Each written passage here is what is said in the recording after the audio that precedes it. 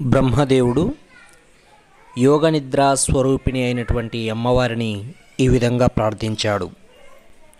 విద్యాత్మికాం శుద్ధాం పరబ్రహ్మ స్వరూపిణీం స్తౌమి దేవీం జగద్ధాత్రీం దుర్గాం శంభుప్రియాం సదా.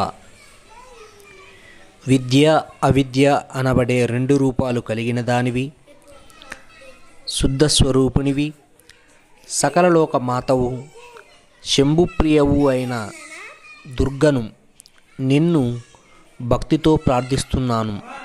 నీవు సర్వవ్యాపకురాలివి, ఎల్లప్పుడూ ఉండేదానివి, ఎవరి అవసరం లేకుండా లోకములు నడిపేదానివి, ఏ విధమైన వ్యాకులపాటు లేని దానివి, త్రిమూర్తులకు తల్లివి, చిన్మయ స్వరూపినివి, బ్రహ్మానంద స్వరూపినివి అయిన నీకు నమస్కరిస్తున్నాను. నాకు కార్యసిద్ధిని ప్రసాదించు అని బ్రహ్మదేవుడు యోగనిద్రా స్వరూపిణి అయినటువంటి అమ్మవారిని ప్రార్థించగానే ఆ చండికాదేవి ఆయన ఎదుట ప్రత్యక్షమయ్యింది. సింహమును అధిరోహించి 4 చేతులతో మహాకాంతితో ప్రకాశిస్తుంది. ఆ రూపమును చూసినటువంటి బ్రహ్మదేవుడు పులకించిపోయాడు.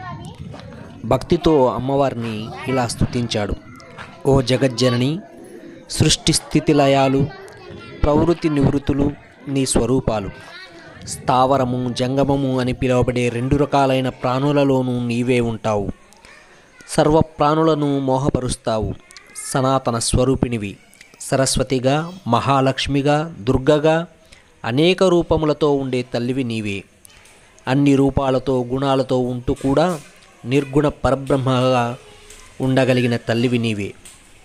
యోగులు నిరంతరము తమ హృదయ పద్మములలో నిన్ను నిలుపుకొని స్తుతిస్తూ ధ్యానిస్తూ తరిస్తూ ఉంటారు.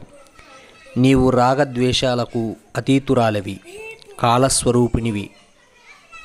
బ్రహ్మ చేసినటువంటి ఈ ప్రార్థన విని పార్వతి బ్రహ్మతో ఏమి కావాలో కోరుకోమని అడుగుతుంది.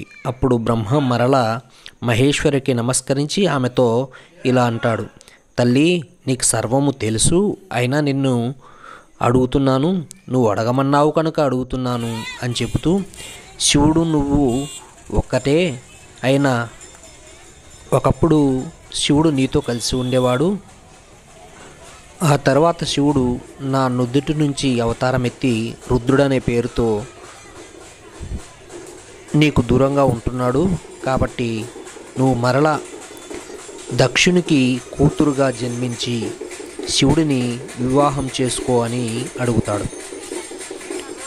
ఆ పరాశక్తికి అన్నీ తెలిసినప్పటికీ భక్తుల యొక్క కోరిక చెల్లించక తప్పదు కదా అని మనసులోనే అనుకొని బ్రహ్మకు వరమిస్తుంది. నేను దక్షునికి సతీ అనే పేరుతో జన్మిస్తాను, శివునికి పత్ని అవుతాను అని మాట ఇస్తుంది. అలాగే పార్వతిని కూతురిగా పొందడం కోసం దక్షుడు అప్పటికే తపస్సు చేస్తూ ఉంటాడు. అటువంటి దక్షుడి ముందు అమ్మవారు ప్రత్యక్షమై వరమిస్తుంది. దక్ష ప్రజాపతి, నీ కూతురుగా నేను పుట్టే ముందు నీకు ఒక నియమం పెడుతున్నాను. అది నీ మనసులో ఎప్పుడు ఉంచుకో.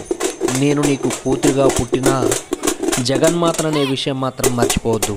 ఎప్పుడైనా నీవు నన్ను కానీ శివుణ్ణి కానీ అవమానపరిచావంటే నేను సహించను. తక్షణమే నా శరీరాన్ని విడిచిపెట్టి మరొక అవతారం ధరిస్తాను అని చెప్పి వరమిస్తుంది.